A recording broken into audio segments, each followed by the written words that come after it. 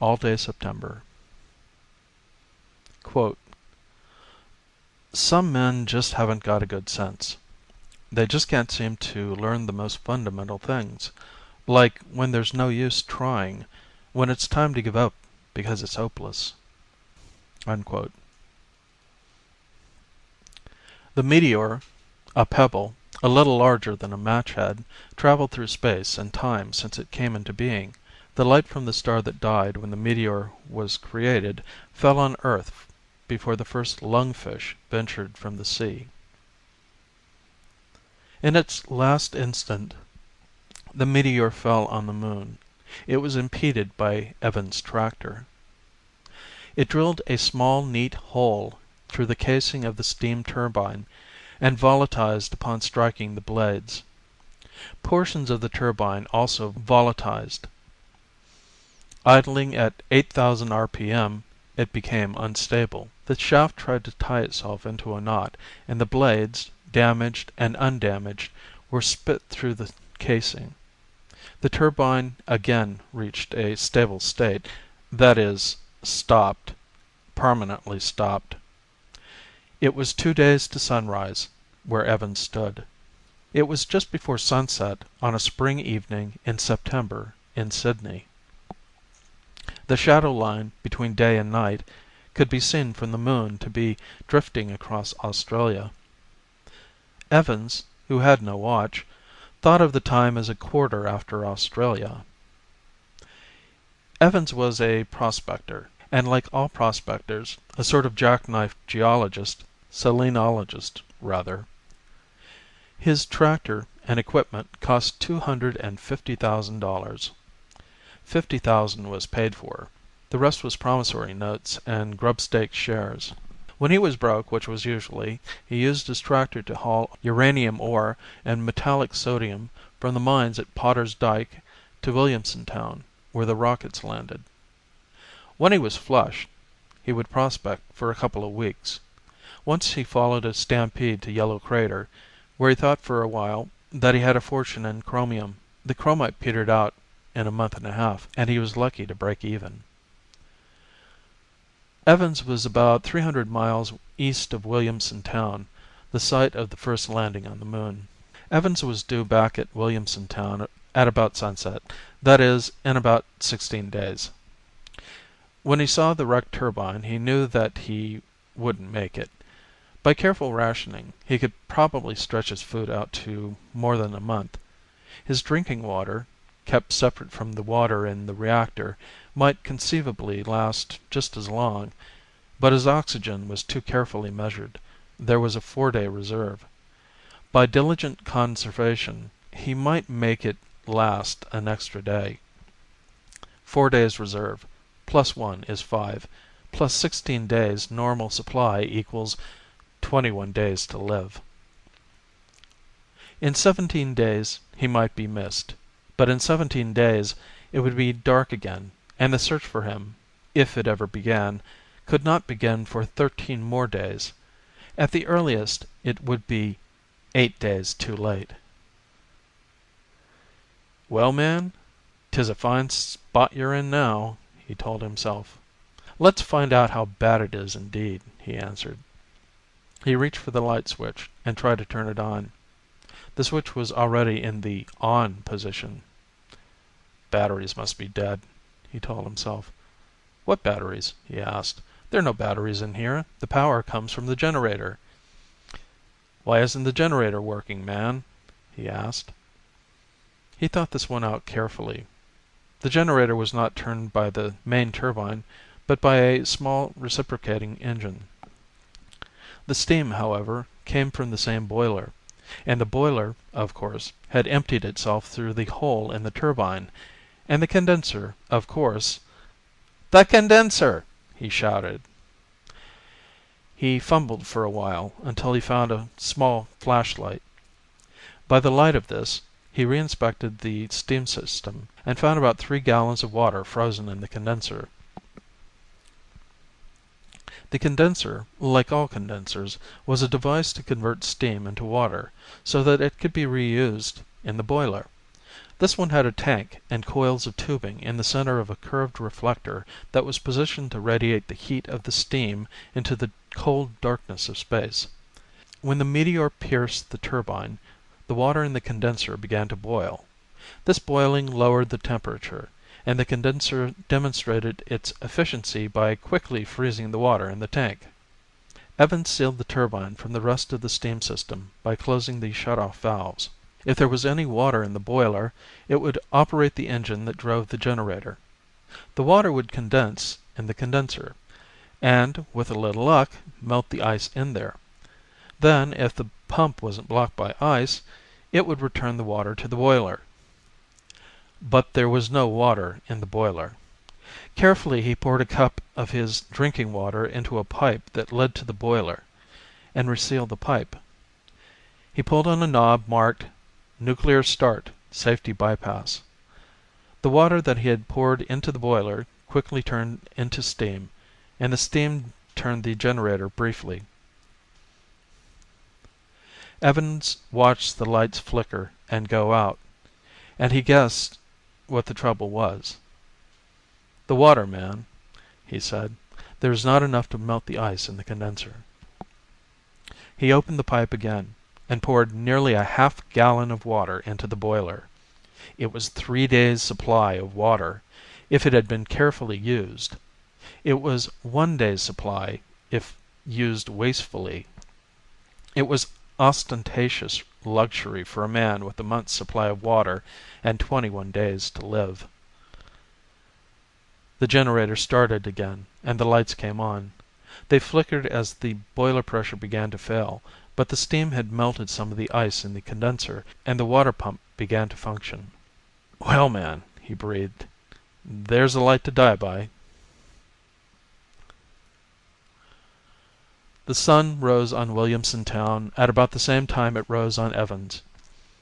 It was an incredibly brilliant disk in a black sky. The stars next to the sun shone as brightly as though there were no sun. They might have appeared to waver slightly if they were behind outflung corona flares. If they did, no one noticed. No one looked toward the sun without dark filters. When Director McElroy came into his office, he found it lighted by the rising sun. The light was a hot, brilliant white that seemed to pierce the darkest shadows of the room. He moved to the round window, screening his eyes from the light, and adjusted the Polaroid shade to maximum density. The sun became an angry red-brown, and the room was dark again. McElroy decreased the density again until the room was comfortably lighted. The room felt stuffy, so he decided to leave the door to the inner office open. He felt a little guilty about this because he had ordered that all doors in the survey building should remain closed, except when someone was passing through them. This was to allow the air conditioning system to function properly and to prevent air loss in case of the highly improbable meteor damage. McElroy thought that, on the whole, he was disobeying his own orders no more flagrantly than anyone else in the survey. McElroy had no illusions about his ability to lead men. Or rather, he did have one illusion. He thought that he was completely unfit as a leader. It was true that his strictest orders were disobeyed with cheerful contempt. But it was also true his mildest requests were complied with eagerly and smoothly. Everyone in the survey, except McElroy, realized this, and even he accepted this without thinking about it.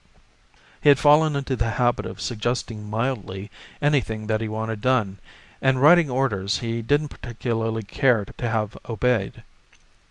For example, because of an order of his stating that there would be no alcoholic beverages within the survey building, the entire survey was assured of a constant supply of homemade but passably good liquor.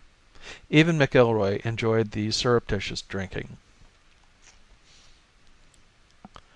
"Good morning, Mr. McElroy," said Mrs. Garth, his secretary. Morning to Mrs. Garth was simply the first 4 hours after waking. "Good morning indeed," answered McElroy. Morning to him had no meaning at all. but he thought in the strictest sense that it would be morning on the Moon for another week. "Has the power crew set up the solar furnace?" he asked. The solar furnace was a rough parabola of mirrors used to focus the sun's heat on anything that it was desirable to heat. It was used mostly from sunup to sundown to supplement the nuclear power plant. "They went out about an hour ago," she answered. "I suppose that's what they were going to do." "Very good. What's first on the schedule?" "A Mr. Phelps to see you," she said. "How do you do, Mr. Phelps?" Miss McElroy greeted him. "Good afternoon," Mr. Phelps replied. "I'm here representing the Merchants' Bank Association." "Fine," McElroy said. "I suppose you're here to set up a bank." "That's right. I just got in from Muroc last night, and I've been going over the assets of the Survey Credit Association all morning." "I'll certainly be glad to get them off my hands," McElroy said. "I hope they're in good order." "There doesn't seem to be any profit," Mr. Phelps said. "That's par for a non-profit organization," said McElroy. "But we're amateurs, and we're turning this operation over to professionals. I'm sure it will be to everyone's satisfaction." "I know this seems like a silly question. What day is this?"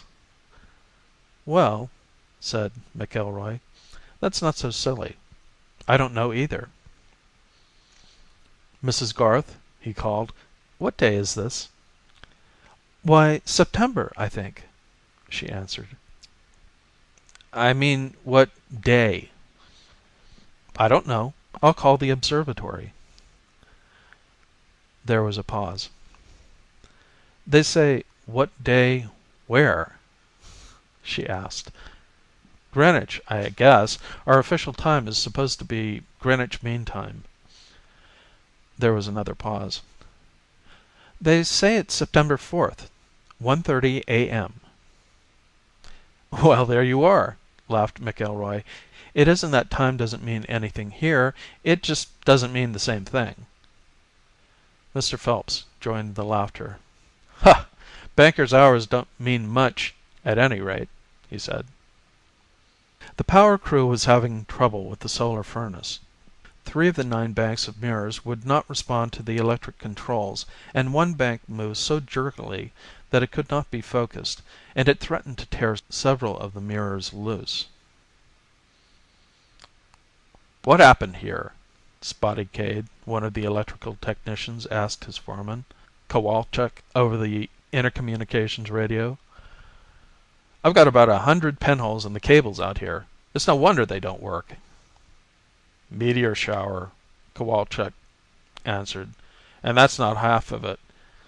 Walker says he's got a half-dozen mirrors cracked or pitted, and Hoffman, on Bank 3, wants you to replace a servo motor. He says the bearing was hit." "When did it happen?" Cade wanted to know. "Must have been last night, at least 2 or 3 days ago. All of 'em too small for radar to pick up, and not enough for seismo to get a rumble." "Sounds pretty bad." "Could have been worse," said Kowalczyk. "How's that?" "Wasn't anybody out in it." "Hey, Chuck," another technician, Lehman, broke in. "You could maybe get hurt that way." "I doubt it," Kowalczyk answered. "Most of these were pinhead size, and they wouldn't go through a suit."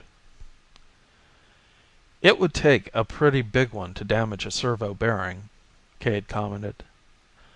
"That could hurt," Kowalczyk admitted, "but there was only one of them." "You mean only one hit our gear?" Lehman said. "How many missed?" Nobody answered. They could all see the Moon under their feet.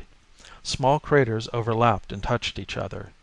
There was, except in the places that men had obscured them with footprints, not a square foot that didn't contain a crater at least 10 inches across.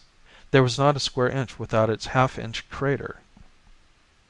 Nearly all of these had been made millions of years ago, but here and there the rim of a crater covered part of a footprint, clear evidence that it was a recent one. After the sun rose, Evans returned to the lava cave that he had been exploring when the meteor hit. Inside, he lifted his filter visor and found that the light reflected from the small ray that peered into the cave door lighted the cave adequately. He tapped loose some white crystals on the cave wall with his geologist's hammer and put them into a collector's bag. "A few mineral specimens would give us something to think about, man. These crystals," he said, "look a little like zeolites. But that can't be. Zeolites need water to form, and there's no water on the moon." He chipped a number of other crystals loose and put them in bags. One of them he found in a dark crevice had a hexagonal shape that puzzled him. One at a time, back in the tractor, he took the crystals out of the bags and analyzed them as well as he could without using a flame which would waste oxygen. The ones that looked like zeolites were zeolites, all right, or something very much like it.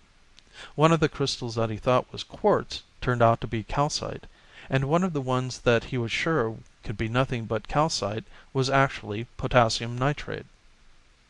"Well now," he said, "it's probably the largest natural crystal of potassium nitrate that anyone has ever seen. Man, it's a full inch across." All of these needed water to form, and their existence on the moon puzzled him for a while. Then he opened the bag that had contained the unusual hexagonal crystals, and the puzzle resolved itself. There was nothing in the bag but a few drops of water. What he had taken to be a type of rock was ice, frozen in a niche that had never been warmed by the sun. The sun rose to the meridian slowly. It was a week after sunrise. The stars shone coldly and wheeled in their slow course with the sun. Only Earth remained in the same spot in the black sky. The shadow line crept around until Earth was nearly dark, and then the rim of light appeared on the opposite side. For a while Earth was a dark disk in a thin halo, and then the light came to be a crescent, and the line of dawn began to move around Earth. The continents drifted across the dark disk and into the crescent. The people on Earth saw the full moon set about the same time that the sun rose. Nickel Jones was the captain of a supply rocket. He made trips from and to the moon about once a month, carrying supplies in and metal and ores out. At this time he was visiting with his old friend McIlroy. "I swear, Mac," said Jones, "another season like this, and I'm going back to mining." "I thought you were doing pretty well," said McIlroy, as he poured 2 drinks from a bottle of scotch that Jones had brought him. "Oh, the money I like, but I will say that I'd have more if I didn't have to fight the union and the Lunar Trade Commission." McIlroy had heard all of this before. "How's that?" he asked politely. "You may think it's myself running the ship," Jones started on his tirade, "but it's not. The union it is that says who I can hire. The union it is that says how much I must pay and how large a crew I need. And then the commission." The word seemed to give Jones an unpleasant taste in his mouth, which he hurriedly rinsed with a sip of scotch. "The commission," he continued, making the word sound like an obscenity, "is it that tells me how much I can charge for freight." McIlroy noticed that his friend's glass was empty, and he quietly filled it again. "And then," continued Jones, "if I buy a cargo up here, the commission it is that says what I'll sell it for. If I had my way I'd charge only 50 cents a pound for freight instead of the $1.40 that the commission insists on. That's from here to Earth, of course. There's no profit I could make by cutting rates the other way." "Why not?" asked McIlroy. He knew the answer, but he liked to listen to the slightly Welsh voice of Jones. "Near cost it is now at $1.40. But what sense is there in charging the same rate to go either way when it takes about 1/7 of the fuel to get from here to Earth as it does to get from there to here? What good would it do to charge 50 cents a pound?" asked McIlroy. "The nickel, man. The tons of nickel, worth $1.50 on Earth, and not worth mining here. The low-grade ores of uranium and vanadium. They need these things on Earth, but they can't get them as long as it isn't worth the carrying them. And then, of course, there's the water we haven't got. We could afford to bring more water for more people and set up more distilling plants if we had the money from the nickel. Even though I say it who shouldn't, $2.80 a quart is too much to pay for water. Both men fell silent for a while. Then Jones spoke again. Have you seen our friend Evans lately? The price of chromium has gone up, and I think he could ship some of his ore from Yellow Crater at a profit. He's out prospecting again. I don't expect to see him until sundown. I'll likely see him then. I won't be loaded for another week and a half. Can't you get in touch with him by radio? He isn't carrying one. Most of the prospectors don't. They claim that a radio that won't carry beyond the horizon isn't any good, and one that will bounce messages from Earth takes up too much room. Well, if I don't see him, you let him know about the chromium. Anything to help another Welshman, is that the idea? Well, protection it is that a poor Welshman needs from all the English and Scots. Speaking of which... Oh, of course. McIlroy grinned as he refilled the glasses. Slante, McIlroy Bach. Health, McIlroy man. Slante impor Bach. Great health, man. The sun was halfway to the horizon, and Earth was a crescent in the sky when Evans had quarried all the ice that was available in the cave. The thought grew on him as he worked that this couldn't be the only such cave in the area. There must be several more bubbles in the lava flow. Part of his reasoning proved correct. That is, he found that by chipping he could locate small bubbles up to an inch in diameter, each one with its droplet of water. The average was about 1% of the volume of each bubble filled with ice. A quarter of a mile from the tractor, Evans found a promising-looking mound of lava. It was rounded on top and could easily be the dome of a bubble. Suddenly, Evans noticed that the gauge on the oxygen tank of his suit was reading dangerously near empty. He turned back to his tractor, moving as slowly as he felt safe in doing. Running would use up oxygen too fast. He was halfway there when the pressure warning light went on and the signal sounded inside his helmet. He turned on his 10-minute reserve supply and made it to the tractor with about 5 minutes left. The air purifying apparatus in the suit was not as efficient as the one in the tractor. It wasted oxygen.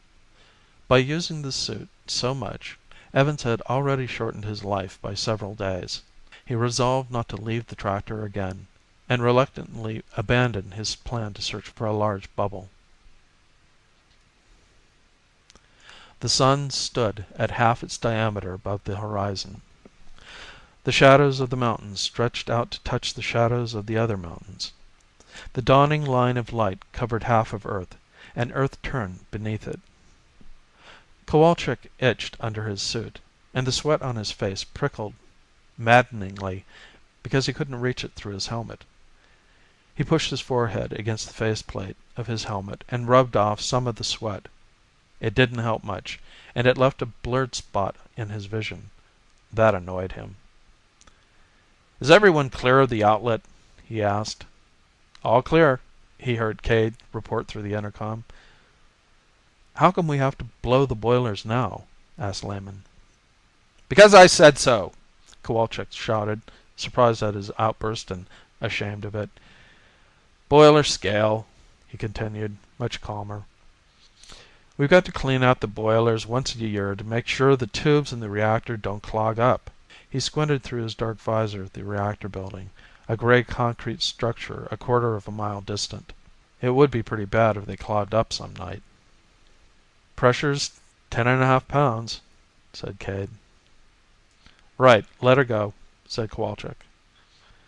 Cade threw a switch. In the reactor building, a relay closed. A motor started turning, and the worm gear on the motors opened a valve on the boiler.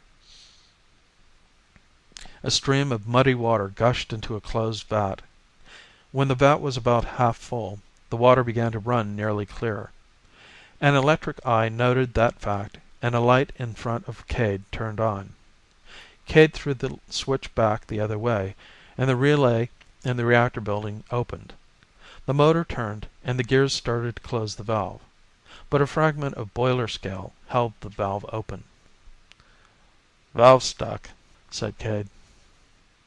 "Open it and close it again," said Kowalczyk. The sweat on his forehead started to run into his eyes. He banged his hand on his faceplate in an unconscious attempt to wipe it off. He cursed silently, and wiped it off on the inside of his helmet again. This time 2 drops ran down the inside of his faceplate. "Still don't work," said Cade. "Keep trying," Kowalczyk ordered. "Lehman, get a Geiger counter and come with me. We gotta fix this thing." Lehman and Kowalczyk, who were already suited up, started across to the reactor building. Cade, who was in the pressurized control room without a suit on, kept working the switch back and forth. There was light that indicated that the valve was open. It was on, and it stayed on, no matter what Cade did. "The vat pressure's too high," Cade said. "Let me know when it reaches 6 pounds," Kowalczyk requested, "because it'll probably blow at 7. The vat was a light plastic container used only to decant sludge out of water. It neither needed nor had much strength. "6 now," said Cade. Kowalczyk and Lehman stopped halfway to the reactor. The vat bulged and ruptured. A stream of mud gushed out and boiled dry on the face of the moon. Kowalczyk and Lehman rushed forward again. They could see the trickle of water from the discharge pipe. The motor turned the valve back and forth in response to Cade's signals. "What's going on out there?" demanded McElroy on the intercom. "Scale stuck in the valve," Kowalczyk answered. "Are the reactors off?" "Yes. Vat blew. Shut up. Let me work, Mac." "Sorry," McElroy said, realizing that this was no time for officials. "Let me know when it's fixed." "Geiger's off scale," Lehman said. "We're probably okay in these suits for an hour," Kowalczyk answered. "Is there a manual shutoff?" "Not that I know of," Lehman answered. "What about it, Cade?" "I don't think so," Cade said. "I'll get on the blower and rouse out an engineer." "Okay, but keep working that switch." "I checked the line as far as it's safe," said Lehman. "No valve." "Okay," Kowalczyk said. "Listen, Cade, are the injectors still on?" "Yeah, there's still enough heat in these reactors to do some damage. I'll cut 'em in about 15 minutes." "I found the trouble," Lehman said. "The worm gear's loose on its shaft. It's slipping every time the valve closes. There's not enough power in it to crush the scale." "Right," Kowalczyk said. "Cade, open the valve wide. Lehman, hand me that pipe wrench." Kowalczyk hit the shaft with the back of the pipe wrench, and it broke at the motor bearing. Kowalczyk and Lehman fitted the pipe wrench to the gear on the valve, and turned it. "Is the light off?" Kowalczyk asked. "No," Cade answered. "Water's stopped. Give us some pressure. We'll see if it holds." 20 pounds, Cade answered after a couple of minutes. "Take her up to... No, wait, it's still leaking," Kowalczyk said. "Hold it there. We'll open the valve again." "Okay," said Cade. "An engineer here says there's no manual cutoff." "Like hell," said Lehman. Kowalczyk and Lehman opened the valve again. Water spurted out and dwindled as they closed the valve. "What did you do?" asked Cade.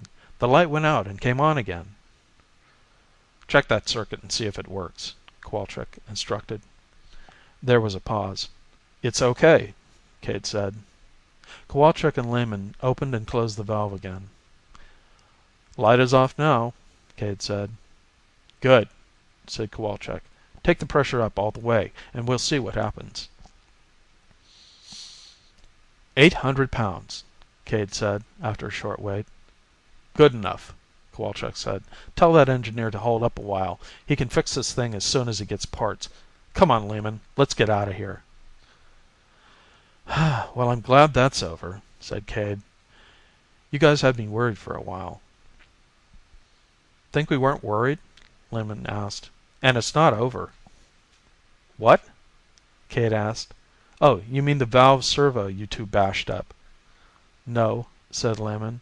"I mean the 2,000 gallons of water that we lost."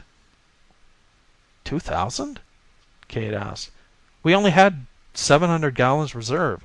How come we can operate now?" "We picked up 1,200 from the town sewage plant. What with using the solar furnace as a radiator, we can make do." "Oh, God, I suppose this means water rationing again." "You're probably right. At least until the next rocket lands in a couple of weeks." Prospector feared, lost on moon. IPP, Williamson Town, Moon, September 21st. Scientific Survey Director McElroy released a statement today that Howard Evans, a prospector, is missing and presumed lost. Evans, who was apparently exploring the moon in search of minerals, was due 2 days ago, but it was presumed that he was merely temporarily delayed. Evans began his exploration on August 25th and was known to be carrying several days' reserve of oxygen and supplies. Director McElroy has expressed a hope that Evans will be found before his oxygen runs out. Search parties have started from Williamson Town, but telescopic search from Palomar and the new satellite observatory are hindered by the fact that Evans is lost on the part of the moon which is now dark. Little hope is held for radio contact with the missing man, as it is believed he was carrying only short-range intercommunications equipment. Nevertheless, receivers are... Captain Nicholl-Jones was also expressing a hope. "Anyway, Mac," he was saying to McElroy, "a Welshman knows when his luck's run out, and never a word did he say." "Like as not you're right," McElroy replied, "but I know Evans. He'd never say a word without any forebodings." "Well, happen I might have a bit of Welsh second sight about me, and it tells me that Evans will be found." McElroy chuckled for the first time in several days. "So that's the reason you didn't take off when you were scheduled," he said. "Well, yes," Jones answered. "I thought that it might happen that a rocket would be needed in the search." The light from Earth lighted the moon as the moon had never lighted Earth. The great blue globe of Earth, the only thing larger than the stars, wheeled silently in the sky. As it turned, the shadow of sunset crept across the face that could be seen from the moon. From full Earth, as you might say, it moved toward last quarter. The rising sun shone into Director McElroy's office. The hot light formed a circle on the wall opposite the window, and the light became more intense as the sun slowly pulled over the horizon. Mrs. Garth walked into the director's office, and saw the director sleeping with his head cradled in his arms on the desk. She walked softly to the window and adjusted the shade to darken the office. She stood looking at McElroy for a moment, and when he moved slightly in his sleep, she walked softly out of the office. A few minutes later she was back with a cup of coffee. She placed it in front of the director and shook his shoulder gently. "Wake up, Mr. McElroy," she said. "You told me to wake you at sunrise, and there it is. And here's Mr. Phelps." McElroy woke up slowly. He leaned back in his chair and stretched. His neck was stiff from sleeping in such an awkward position. "Morning, Mr. Phelps," he said. "Good morning," Phelps answered, dropping tiredly into a chair. "Have some coffee, Mr. Phelps," said Mrs. Garth, handing him a cup. "Any news?" asked McElroy. "About Evans?" Phelps shook his head slowly. "Palomar called in a few minutes back. Nothing to report, and the sun was rising there. Australia will be in position pretty soon. Several observatories there. Then Cape Town. There are lots of observatories in Europe, but most of them are clouded over. Anyway, the satellite observatory will be in position by the time Europe is. McIlroy was fully awake. He glanced at Phelps and wondered how long it had been since he had slept last. More than that, McIlroy wondered why this banker, who had never met Evans, was losing so much sleep about finding him. It began to dawn on McIlroy that nearly the whole population of Williamson Town was involved, one way or another, in the search. The director turned to ask Phelps about this fact, but the banker was slumped in his chair, fast asleep, with his coffee untouched. It was 3 hours later that McIlroy woke Phelps. "They found the tractor," McIlroy said. "Good," Phelps mumbled, and then his comprehension came. "That's fine. That's just fine." "Is Evans?" "Can't tell yet. They spotted the tractor from the satellite observatory. Captain Jones took off a few minutes ago, and he'll report back as soon as he lands. Hadn't you better get some sleep?" Evans was carrying a block of ice into the tractor when he saw the rocket coming in for a landing. He dropped the block and stood waiting. When the dust settled from around the tail of the rocket, he started to run forward. The airlock opened, and Evans recognized the vacuum-suited figure of Nickel Jones. "Evans, man," said Jones' voice in the intercom. "Alive you are." "A Welshman takes a lot of killing," Evans answered. Later, in Evans' tractor, he was telling his story. "And I don't know how long I sat there after I found the water." He looked at the Goldbergian device he had made out of wire and tubing. "Finally, I built this thing. These caves were made of lava. They must have been formed by steam sometime, because there's a floor of ice in all of them. The idea didn't come all at once. It took a long time for me to remember that water is made out of oxygen and hydrogen. When I remembered that, of course, I remembered that it can be separated with electricity. So I built this thing. It runs on an electric current through water, lets the oxygen loose in the room, and pipes the hydrogen outside. It doesn't work automatically, of course, so I run it about an hour a day. My oxygen level gauge shows how long." "You're a genius, man!" Jones exclaimed. "No," Evans answered. "A Welshman, nothing more." "Well then," said Jones, "are you ready to start back?" "Back?" "Well, it was to rescue you that I came." "I don't need rescuing, man," Evans said. Jones stared at him blankly. "You might let me have some food," Evans continued. "I'm getting short of that. And you might have someone send out a mechanic with parts to fix my tractor. Then maybe you'll let me use your radio to file my claim." "Claim?" "Sure, man. I've thousands of tons of water here. It's the richest mine on the moon." End of All Day September by Roger Kuykendall.